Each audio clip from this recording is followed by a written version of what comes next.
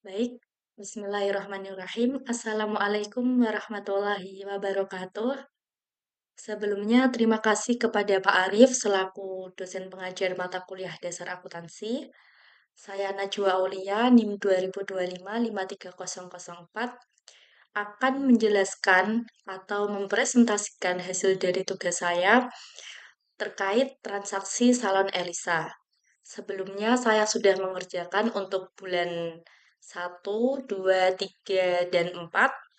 Dan di tugas UTS ini saya akan menjelaskan di bulan kelima dan bulan keenam.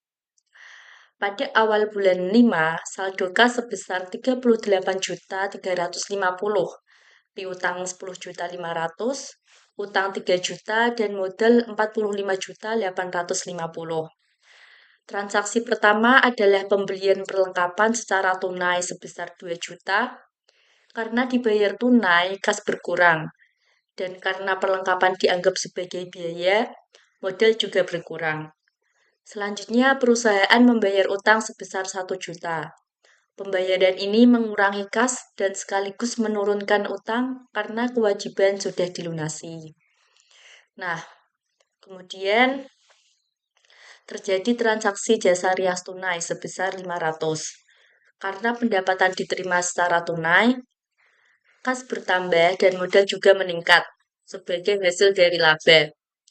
Setelah itu, dilakukan jasa rias secara kredit sebesar 3 juta dengan uang muka DP 1 juta dan sisa 2 juta menjadi piutang. Artinya, kas naik sebesar DP, piutang bertambah dari sisa pembayaran, dan total pendapatan sebesar 3 juta, menambah modal. Terakhir, perusahaan menerima pelunasan piutang sebesar 2.500.000. Transaksi ini meningkatkan kas dan menurunkan piutang karena pelanggan sudah membayar utangnya. Pada akhir bulan 5 ini, saldo kas menjadi 39.350, piutang 10 juta, utang 2 juta, dan modal 47.350.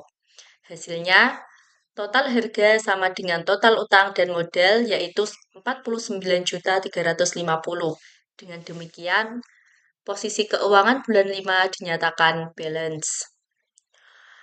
Selanjutnya, untuk penjelasan transaksi bulan ke-6, awal bulan 6 dimulai dengan saldo kas sebesar 39.350, piutang 10 juta, utang 2 juta, dan modal 47.350. Transaksi pertama adalah pembelian perlengkapan secara kredit senilai 2.500.000. Karena belum bayar, utang bertambah. Dan karena pembelian ini dianggap sebagai biaya, modal berkurang. Terus, lalu perusahaan membayar biaya listrik dan air secara tunai sebesar 900. Transaksi air secara tunai sebesar 900. Transaksi ini menyebabkan kas berkurang dan modal juga menurun karena merupakan beban operasional. Berikutnya, perusahaan menerima pendapatan jasa rias tunai sebesar 1 juta.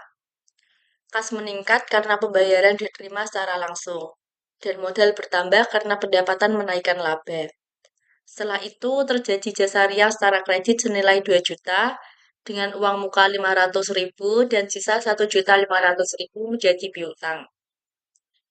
Kas bertambah dari uang muka, piutang bertambah dari sisa pembayaran, dan modal naik karena pendapatan jasa tersebut. Terakhir, perusahaan melunasi sebagian utang sebesar 1 juta, sehingga kas berkurang dan utang pun menurun. Saldo akhir bulan 6 menunjukkan kas sebesar 38.950, piutang 11.500, utang 3.500, dan modal 46.950. Total harta dan total uang plus modal sama-sama sebesar 50.450.